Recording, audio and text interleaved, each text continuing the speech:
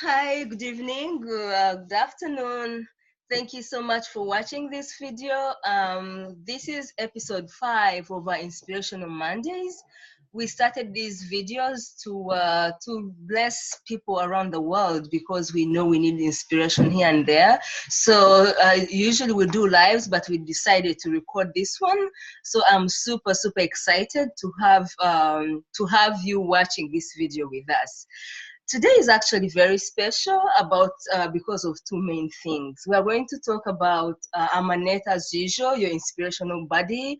And today, why I'm very excited is because it's because of two things. One, it's the topic that is very dear to my heart, and that is women and girls issues. And particularly, we are going to talk about self-worth, being enough. This is something that is really that goes deep in my heart. So we are very excited about that.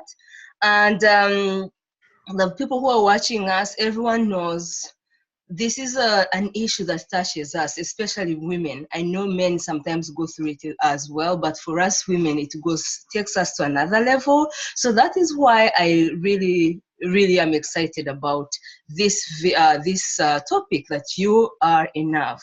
Another reason why I'm super excited is the guest we have this afternoon. I should have introduced her before, but I'm going to tell you a little bit about her. Well, she's very shy, and unlike my other guest, Olivia, who said that she was shy, this one is actually very shy. Bringing her live, it's a tug of war. She prefers to write and to stay in the background. But again, when there's something she's passionate about, like, she doesn't even stop, because when I said we're going to talk about women and gender and like self-worth, she said, yes, I am going to come and do it. So don't believe her when she comes and said I coerced her to be here. So another thing, this guest of mine is a friend. She came as a stranger into our lives, but she has been such a blessing, like a sister. I can't go there because we will not even focus on the topic for today if I start talking about how I feel about the guest we have this afternoon. This guest also, she's actually very highly educated. Matter of fact, she's one I look up to. I admire her really. Like, she does have a PhD in law, and she's doing amazing work in gender and tax with women and girls around the world. But that is not what we're going to talk about today. But before I go on, like, I just want her to say hi to you and tell us where she's broadcasting from and her name. Hi, my name is Jalia. Annette has already said that, and I am in the UK. And I'll just wait to hear what Annette has to ask me, because I think what's going to be relevant for these purposes is really my experiences about what questions she'll have about self-worth. So I'll wait for her questions and then I'll talk some more then. Okay, so thank you so much, Dr. Jalia. And like I said, today we are going to talk about self-worth. So why Jalia? Why of all people did I really think about Jalia, like she would be the person to talk about this particular topic? Well, when I first met Jalia, maybe about 15 or so years ago, we didn't really have so much in common apart from our love for food and women issues. Like, I quickly discovered that we had this passion for women and girls. But when I met her, she seemed vibrant. She seemed like very confident. And I'm like, wow, this is actually an amazing woman who knows her worth. But when we started being friends and interacting with each other, I discovered another layer that I didn't see. Like, I saw a vulnerable person who was also trying to really find her worth, like to know who she was, to try and figure out like she was also worthy. Like, she had many struggles, like most of us. And like, having conversations with her, I came to understand, like, even as a little child, she was struggling, like trying to go through what most of us go through. And if you think that I'm making this one up, I am not, because she's open about it. She talks about it on social media. As a matter of fact, when I was trying to nose on her wall, this is what I found she had written, and I'll read it for you, and then I'll show you how I want her to talk about it. So Jalia, you wrote that for a long time, I quote, "For a long time, I struggled with my worth. That feeling that I was not beautiful enough, hence not lovable, that became a constant thorn in my flesh." So when I read that, I'm like, oh my goodness, that sounds small, or like how I suffered myself. So, and I know most people who are watching us this afternoon, most women feel that way, especially with how society treats us, how society presents these models and like unrealistic expectations. So Jalia, tell the viewers, like, what are some of the things that made you feel somehow that you were not enough, like as a young child growing up? Like, what are some of these experiences that led you to this point, and how did that affect you as a little child? Um, um, I'm going to talk about this. I think there are a number of experiences that can affect how we feel about our worthiness. I'm not going to pick on many examples. I'll just pick on one that I find is really profound and which I feel like impacted me in various ways. Mm-hmm. And I go back, I think you read that quotation from something that I'm writing about my interaction with a cousin. It was a male cousin, a few years older than me, someone that I, greatly respected, someone that I greatly loved. And Mm-hmm. so we were having an argument, and I don't quite remember what we were arguing about, but I kept saying I must have been winning, or he must have felt like he was losing. And Mm-hmm. so, because it was getting really heated, he then told me, "You need to study really hard because you're not beautiful." Right. And I remember when he said that, I totally shut down. I came from Mm-hmm. animation way down and just kept quiet. Right. And a part of me really shrunk and felt like I had disappeared. And in my young mind, then you're a teenager, so you're still suffering with issues of insecurity as a teenager, and then someone that you love says that to you. And so I started thinking, oh my god, so is this what he has been thinking about me all these years? Do Mm-hmm. people see me as ugly? Do people see me as not beautiful? And I remember that feeling, I felt that way, like that statement carried me throughout, like throughout my secondary school, throughout my university, that feeling of not being beautiful. And I'd like to say that it's I can't blame all this on my cousin. I can't blame it all on him. I'm sure there are other ways in which society comes in, but for me that was one of the defining moments that I can look back at and say, this is when I really felt like I was shrinking, and this is when I started struggling. And of course, when that happens to you as a young impressionable girl, you start looking at yourself in a certain way, your confidence is knocked down. And so that went on for a long time in my adult life. Yeah. Right. I can only imagine, because as a mother of 3 young boys and as an educator who has been in the classroom for quite a long time, I know like kids are like sponges, they really absorb. So that must have really weighed heavily on you. But despite that, now when I see you, Jalia, I see someone like who has somehow figured out like they are enough. I know this is a journey, but when I see you right now, I see someone confident, someone going out there like to achieve what they want to achieve, like regardless of what they heard growing up. So if you could please walk us through this journey, like what are some of the things that have helped you to come to this realization, to this huge transformation, to know that you are actually enough despite what your cousin, what like everyone else like was telling you about? So what led to this transformation, and how is it making you feel today, like right now? I think for that it's been a number of things, and for me it's been, words have power. So words can have power either to break or to make, right? Right. So while my cousin's words crushed me, I Mm-hmm. have also found a lot of medicine Right. in words of other people. And for me, I would say the most influential in this regard is the late Maya Angelou. And I've connected to Maya Angelou mostly in my adult life, but I remember reading and also listening like to Phenomenal Woman or reading her books. And, she often said, I know I'm not pretty. I am plain, and that was such a powerful statement for someone like I really looked up to.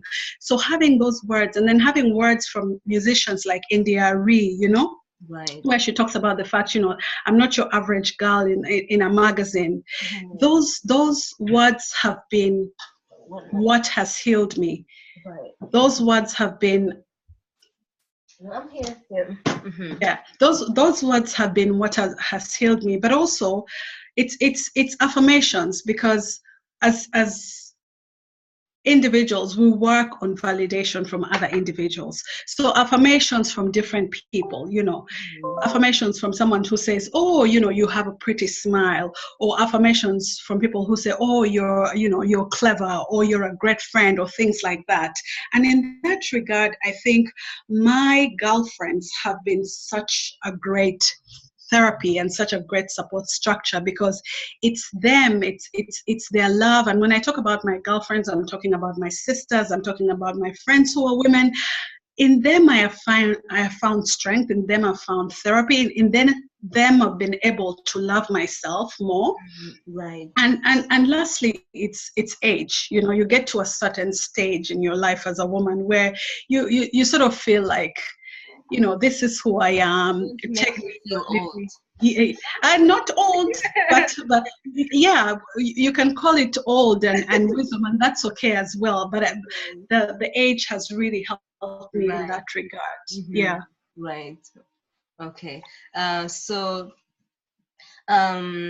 let's see. So the thing is, I always appreciate, like, it's so much people coming out and really talking about their lived experiences and like really sharing. So that is actually amazing, and I'm so glad that you're sharing like those things that have made you move from that Jalia who was afraid like to go out and achieve what they wanted to achieve. So I know there are many people, many women who are watching us today, and many people around the world. Still, their self-worth is nowhere. Like every time they are looking up to people for validation, sometimes you find they're overcompensating because they want to be appreciated. They are sometimes in relationships which are very unhealthy, but because they know they find themselves by being associated with someone. And maybe the little girls out there who are growing up. So like, what kind of like encouragement, what can you say to these people who are still struggling with self-worth, really not knowing who they are and how to break free from this kind of bondage? Well, let me first say that I think the issue of whether you're enough or not enough and feeling self-worthy, I think it keeps showing up in different ways. And it's so, at some stage in my life it could have been about physical beauty and whatever, but as individuals we are quite vulnerable to having people poking at our worth, whether and so now, even now, it will be things like, am I good enough at my job and what I do, and or maybe I've made a harsh statement, and so I start feeling really bad about myself, and I'm like, how could I do that? So the question of self-worth first, I think, is not even just about women and girls. It also affects men. Mm-hmm. And one of the authors who's my new female crush now is Dr. Brene Brown, who does a lot of work on shame and vulnerability. And essentially, she shows that, as individuals, we suffer this kind of shame and we suffer this kind of vulnerability. If you're a woman, it's maybe, are you a good mother enough? Are you thin enough? Are you, it comes in that form. If you're a man, it's something like, are you earning enough? Are you providing enough for your family? Are you, and those feelings then make you feel unworthy. So in terms of what do I have to say to people, I think the first thing I would have to say is, you, as long as you're alive, you're going to fall, you're going to make mistakes, you'll have moments when you'll feel uncertain about things, you'll have moments when you'll feel some tinge of unworthiness. And at that point, I'd say start by forgiving yourself. Right. Forgive yourself, be kind to yourself. Right. Because many times we're our worst critics, right? So be kind to yourself and know that you're going to be okay. You're going to wake up tomorrow, it's a new day, you're going to be fine. So that's the first thing. The other thing that I say normally, and this is what I tell my little girls, is walk away. Walk away from situations that are not favorable to you. Someone is being mean to you, walk away. And you can walk away physically or you can walk away mentally. So even for them, when they're having fights and they're saying this person is being mean, I say, walk away from them. And part of that, I was watching an Oprah show sometime, and she was talking about the whole concept of I'm not in it, and she was talking about how she called Maya Angelou and was saying, oh, Maya, they've said this and this and this about me, and it's not true, and it's not. And Maya said, Oprah, you're not in it. You don't have to subscribe. She's like, no, you don't understand, Maya, they've said. And she said, Oprah, you're not in it. So even you as an individual, you're going to find people who will make you feel less than, And at that point, I'd say, again, walk away. You don't have to be part of that. If someone doesn't feel like you're worthy, because only you are going to determine how people will treat you. If you let them treat you in a bad way, if you let them make you feel unworthy, they're going to do this. And I think this applies whether you're talking about, whether you're talking about your spouse or whether you're talking about your boss, or sometimes even whether you're talking about your children, like walk away.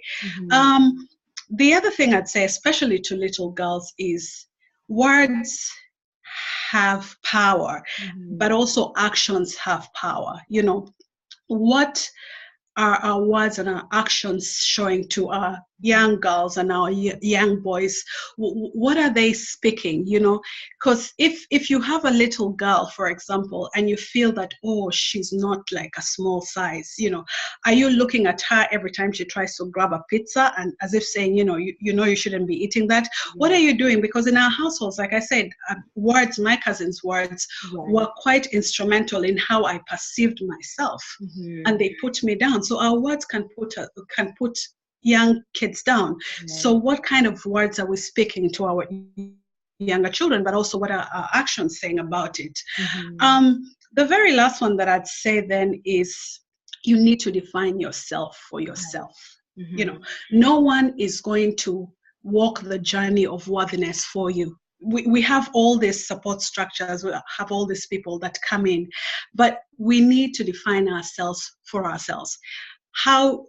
How do I do that in my case? In my case, it's different things. Sometimes it's listening to music that just uplifts me. Sometimes it's dancing, traditional dance, and that just makes you have that cool guitar. Is that a guitar or something? Well, I would wish it was a guitar. But it's not. It's like a wooden guitar. But yeah, it's something about, find the things that make you happy.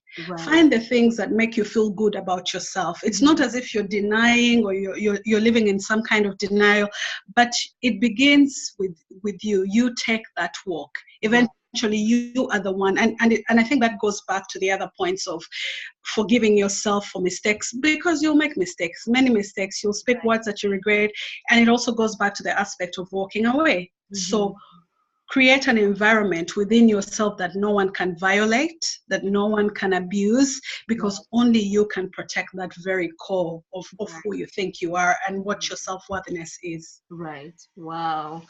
Thank you so much, Jalia.